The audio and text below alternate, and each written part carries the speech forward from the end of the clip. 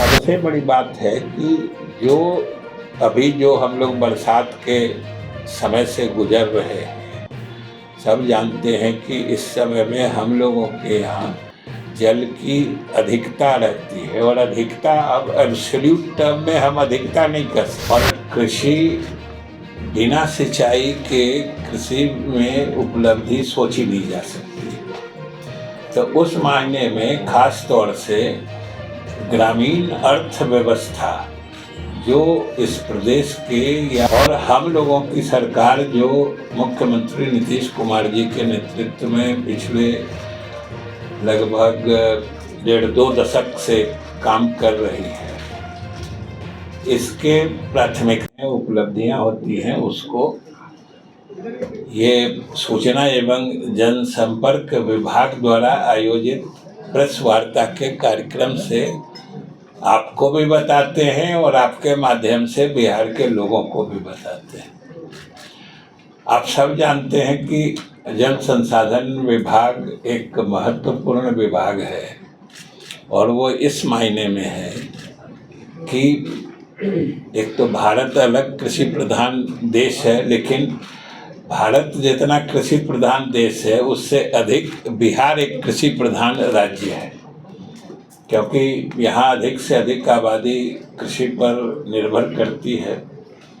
और कृषि बिना सिंचाई के कृषि में उपलब्धि सोची नहीं जा सकती। तो उस मायने में खास तौर से ग्रामीण अर्थव्यवस्था जो इस प्रदेश के या राष्ट्रीय अर्थव्यवस्था की रीढ़ होती है,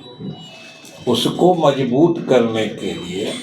कृषि विभाग और जल संसाधन विभाग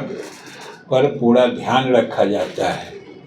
और हम लोगों की सरकार जो मुख्यमंत्री नीतीश कुमार जी के नेतृत्व में पिछले लगभग 1.5-2 दशक से काम कर रही है, इसके प्राथमिकताओं में जल संसाधन विभाग हमेशा ऊपर रहा है और जल संसाधन विभाग के कई प्रकार के कार्य होते हैं। आप सब यहाँ अनुभवी पत्रकार उपस्थित हैं, सबों को मालूम है कि कई क्षेत्र में यह विभाग काम करता है कि वैसे मुख्य रूप से इसका सिंचाई विभाग नाम पहले हुआ करता था और आप उसी नाम से ही देखिएगा कि जैसे जैसे नाम बदला है विभाग का कार्य क्षेत्र भी बदलते जाता है। पहले सिंचाई, पहले तो उससे भी पहले नदी घाटी योजना विभाग कहलाता था, फिर आया सिंचाई विभाग, अब उससे भी आगे जल संसाधन विभाग हो गया। तो इसके मुख्य काम या मुख्य जो सिंचाई का काम होता है, किसानों को खेती के लिए सिंचाई का जल उपलब्ध कराना,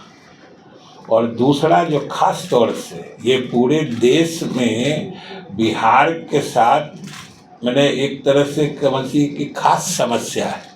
ये पूरे देश में और कहीं नहीं समस्या है इस तरह से या इतनी भयावहता से जो बाढ़ की समस्या हमारे यहाँ बिहार को झेलनी पड़ती है। वो चूँकि एक बहुत ही गंभीर समस्या होती है और उसके कारण बहुत ही मतलब क्षति होती है, अर्थव्यवस्था को नुकसान पहुंचता है। तो उसके लिए बाढ़ प्रबंधन भी इस विभाग के मुख्य कार्यों में, और वो बिहार की विशेष भौगोलिक स्थिति के कारण होता है। आप सब समझते हैं कि बिहार मैंने एक तो ऐतिहासिक रूप से तो जो था सो था ही, उसकी अभी हम लोग इस विभाग के संबंध में क्या चर्चा करें, लेकिन भौगोलिक रूप से भी हम कोई बहुत भाग्यशाली प्रदेश नहीं है, इसलिए कि हमारे यहाँ का पूरा जितना भूभाग है उसका समझिए कि 73% एरिया बाढ़ प्रवण है, मतलब फ्लड प्रोन है कि उन इलाकों में बाढ़ आ सकती है। और एक बार बाढ़ आई तो समझिए कि आप पिछले समय में जो भी चाहे आधारभूत संरचना हो या फिर किसानों के फसल पैदावार हो, वो सब बाढ़ को भेंट चढ़ जाते हैं, काफ़ी नुकसान होता है। इसलिए इस विभाग के मैंडेट में प्राथमिकता में बाढ़ प्रबंधन भी होता है, और धीरे धीरे अब जब जल संसाधन हो गया है तो हमारे पास जितना जल किसी भी पूरे वर्ष के काल में जिस समय जितना जल उपलब्ध होता है उसका हम लोग जो ऑप्टिमम यूज कहते हैं कि अधिक से अधिक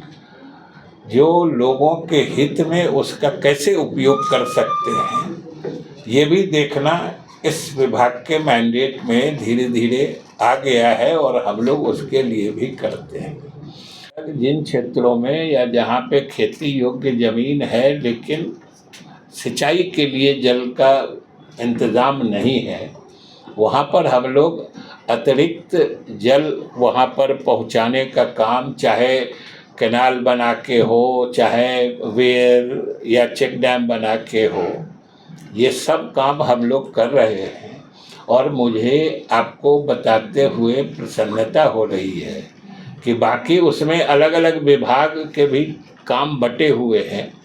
उसमें लघु जल संसाधन विभाग भी है, दूसरे विभाग भी हैं,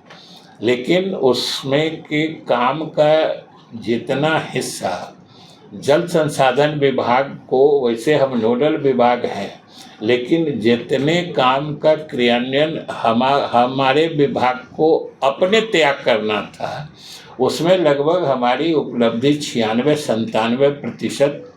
हो चुकी है, और शेष भी जो हमारा लक्ष्य है वो हम लोग पूरा कर लेंगे। बाकी कुछ विभाग की उपलब्धि कुछ कारणों से कम है, लेकिन सब मिला के हम लोग अच्छी उपलब्धि हासिल किए हैं। और किसानों को जहाँ खेती के लिए पानी नहीं मिल पा रहा था, उन इलाकों में भी हम लोग पानी पहुँचा रहे हैं और आगे भी हमारी योजना है। और जैसा कि हमने कहा कि हम लोग का मुख्य काम किसानों को पानी पहुँचाना है,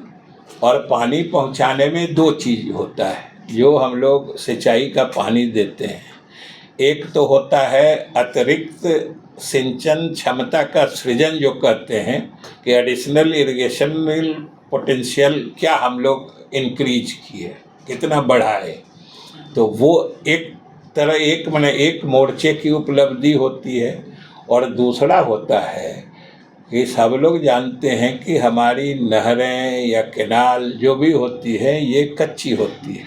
पानी के उसमें पानी जो बहता है तो धीरे धीरे गाद जमा होता है, और वो सिल्टेशन के कारण उसका जो मतलब जल ग्रहण क्षमता जो होता है, जो वाटर बियरिंग कैपेसिटी कहते हैं, वो धीरे धीरे घटते जाता है। तो उसके लिए जो इरिगेशन का इलाका है, पूरा पानी नहीं जाता है तो फिर कुछ इलाके में कमी हो जाती है। तो उसके लिए जो हम लोग का ह्रास होता है, जैसे नहर में गाद जमा हो गया तो कम पानी गया, तो उसको भी पुनर्स्थापन की अलग योजना होती है, जो नहर पर हम लोग एक रेगुलर इंटरवल पर नहरों का पुनर्स्थापन योजना करते हैं। लेकिन काम उसमें सीधा यही होता है कि नहर में जो गाद जमा हो गया है, जिससे कम पानी का प्रवाह होता है, वो नहर को फिर से अपने पुराने सेक्शन जो कहते हैं, मतलब जितनी गहरी या जहाँ पे उसका तल बेड था, उसके अपने ओरिजिनल लेवल तक हम लोग पहुँचा देते हैं। तो दोनों तरीके से किया जाता है, और दोनों पर हम लोग की अलग अलग उपलब्धि होती है। कुछ हम लोग अतिरिक्त इलाके में भी पानी पहुंचा देते हैं, और कुछ इलाके में जहां से नहरें थी, सिंचाई होता था, लेकिन जल का प्रवाह कम होता है, उसको भी हम लोग फिर से पूरा प्रवाह बना रहे, उसका भी इंतज़ाम हम लोग करते हैं। और उसी के तहत जैसे कमला में हम लोग मधुबनी में जो पहले वियर था, मतलब एक छोटी संरचना थी, उस पर हम लोग बराज बना रहे हैं। वो भी एक महत्वपूर्ण योजना है, और उससे बराज बनने से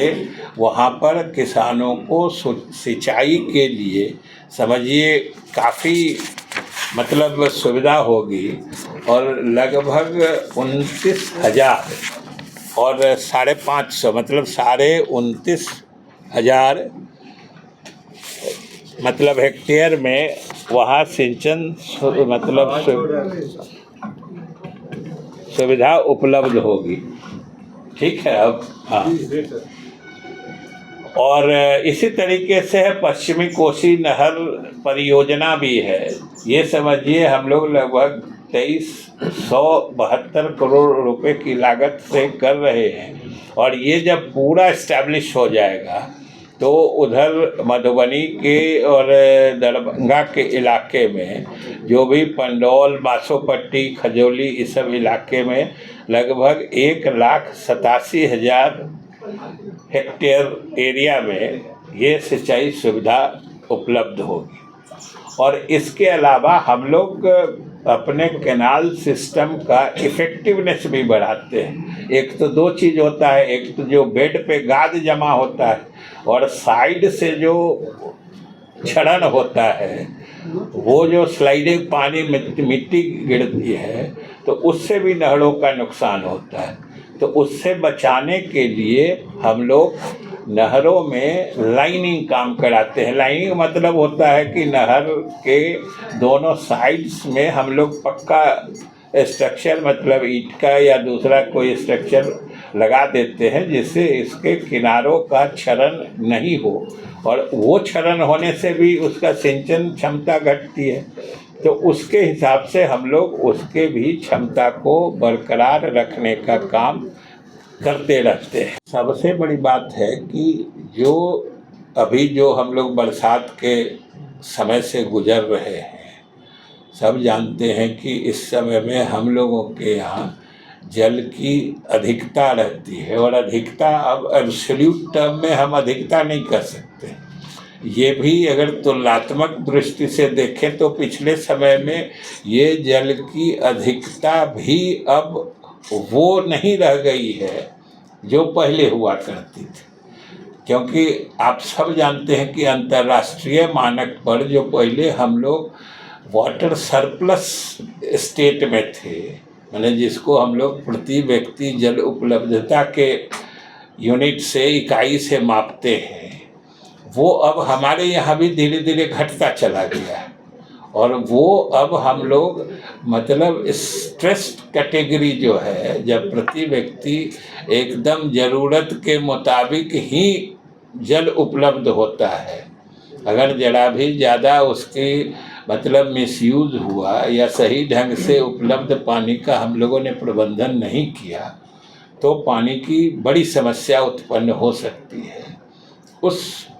मतलब ब्रैकेट में, उस श्रेणी में हम लोग चले गए हैं। तो इसलिए अब बाढ़ के समय में भी या इस समय में भी हमको जितना जल अधिक प्राप्त हो रहा है,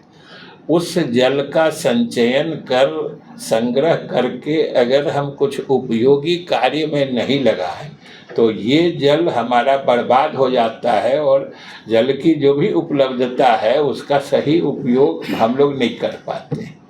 तो उसके लिए भी हम लोगों ने कई योजनाएं चलाई हैं। और वो सब योजनाएं समझिए कि बिहार के जल संसाधन विभाग की एक तरह से फ्लैगशिप योजनाएं हो गई हैं कि दूसरे प्रदेशों के लोग भी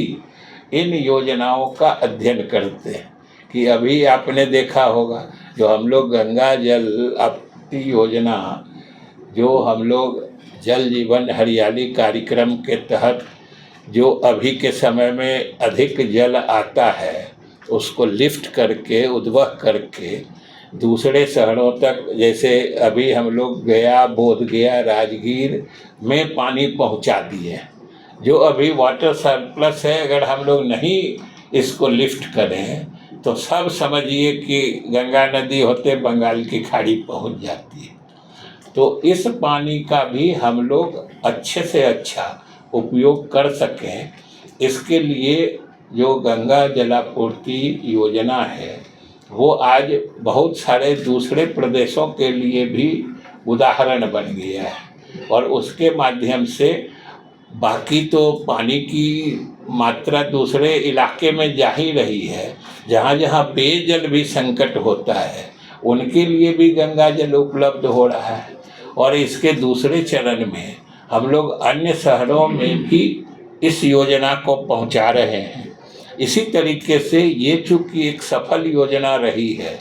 तो इसी तरह की दूसरी योजना पर भी हम लोग काम कर रहे हैं, जो औरंगाबाद, डेहरी, सासाराम के इलाके में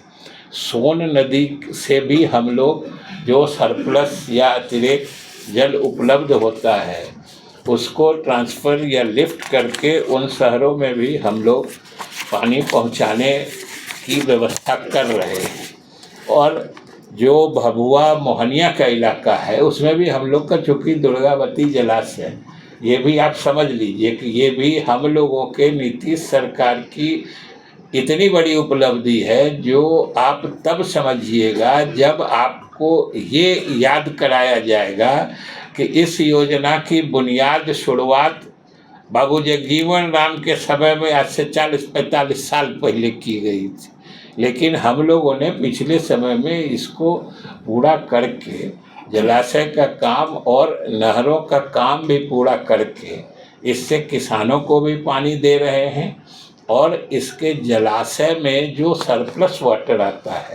रहता है उससे हम लोग बाकी इलाकों में जो औरंगाबाद या उस सब अभी भभुआ मोहनिया का इलाका जो है उन इलाकों में भी हम लोग पानी पहुंचाने की योजना पर काम कर रहे हैं, जो न सिर्फ ज़रूरी है बल्कि अनोखी योजना है। ये सब हम लोग एक तरह से समझिए नवाचार करके ये विभाग अपनी सोच के तहत ये काम कर रहा है और इसमें मुख्यमंत्री जी का निर्देश या उनकी परिकल्पना का बहुत बड़ा इसमें योगदान होता है। और अभी जो आप सबको पता है कि हम लोगों की सरकार का प्रमुख कार्यक्रम है 7 निश्चय 2 और 7 निश्चय 2 के तहत उसका जो एक प्रमुख अवयव है जो एक तरह से पूरे प्रदेश के किसानों के लिए इसका प्रावधान किया गया है, वो है हर खेत को सिंचाई का पानी उपलब्ध कराने की योजना। 7 निश्चय 2 की ये एक महत्वपूर्ण योजना है और इस योजना का नोडल डिपार्टमेंट भी सिंचाई विभाग है।